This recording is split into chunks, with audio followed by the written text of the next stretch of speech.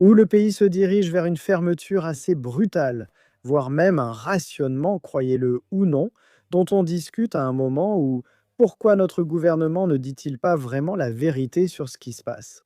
Étant donné que nous avons vu cela rapporté, je crois que c'était d'abord par les médias américains que notre base avec les Américains, Diego Garcia, avait subi une tentative d'attaque par les Iraniens avec des missiles.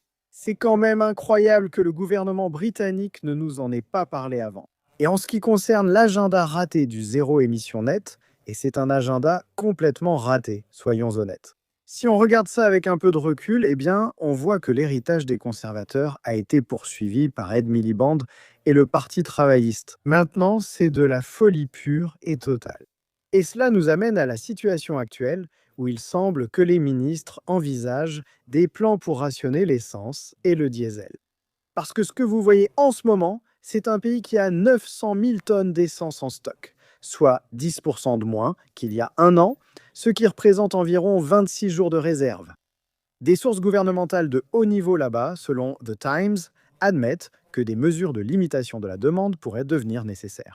À une époque où l'agenda écologique et les taxes carbone sont en place, on peut en voir les conséquences ici. Cela menace d'éliminer nos dernières raffineries, notre capacité à produire notre propre essence et notre propre diesel à cause des taxes écologiques sur les émissions. Il ne nous reste plus que 4 raffineries de pétrole encore ouvertes au Royaume-Uni, 2 ayant fermé l'année dernière. Et vous pouvez voir que les règles du jeu ne sont pas équitables.